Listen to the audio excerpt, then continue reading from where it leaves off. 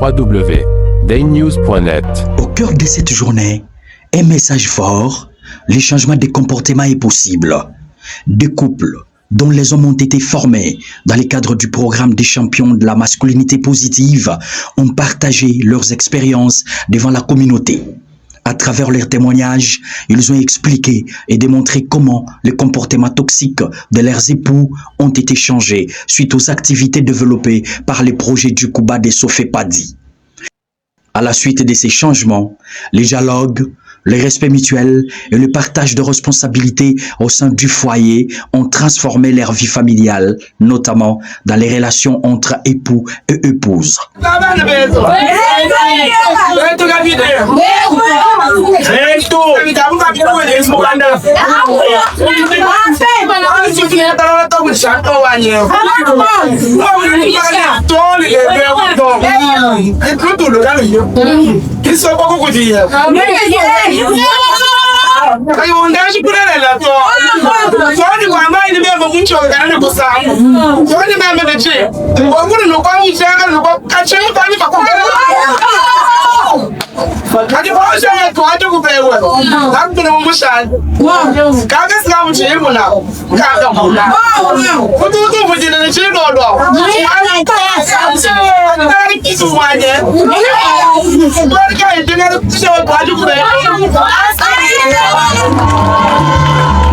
Au-delà des témoignages, plusieurs champions ont posé des gestes symboliques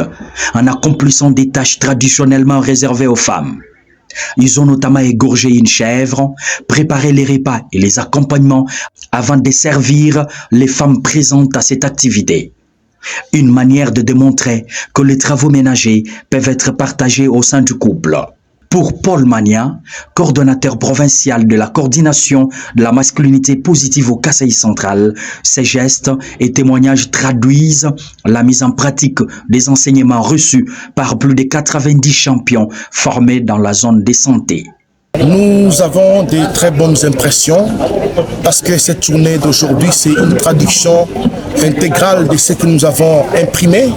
comme marque nouvelle en rapport avec la promotion de la masculinité positive que nous avons comme obligation en tant que coordination provinciale de la cellule technique mixte de la masculinité positive pour les Kasaï central. Aujourd'hui, nous avons palpé des doigts, nous avons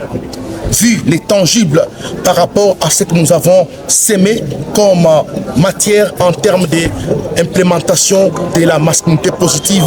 dans les communautés et plus précisément dans l'ère de santé de Chatikumba, dans la zone de santé de Ndécha. De son côté,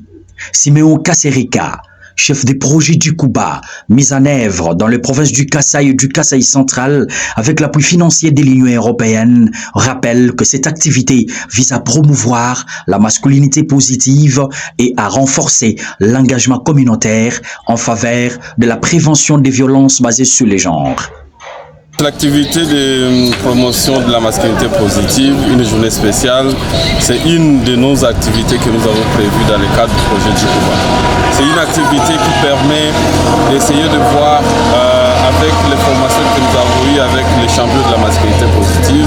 tout au long du projet, voir est-ce qu'il y a des témoignages positifs qu'on peut mettre en exergue, mais aussi ça nous permet de démontrer à la communauté que les hommes peuvent faire des activités que la communauté pense que ce sont des activités dédiées aux femmes. Et là, cette fois-ci, la communauté a le temps et l'occasion de vivre à live, je dirais, les activités que les hommes sont en train de pétrir des foufous, que les hommes sont en train de laver les assiettes, que les hommes sont en train de piler les matamba, comme on appelle ça ici, les sondés, etc. Donc c'est une occasion pour nous de permettre à la communauté de comprendre et de voir comment on peut changer les comportements, ça que même ça ait des problèmes sociaux sur sa vie, au sein de sa communauté ou même au sein de ce foyer. À travers le projet du Kuba, Sofepadi entend contribuer à la réduction des violences basées sur les genres ainsi que de l'exploitation et des abus sexuels sur les corridors de la route nationale numéro 1 où l'entreprise arabe Contractor exécute actuellement les travaux de réhabilitation et de modernisation.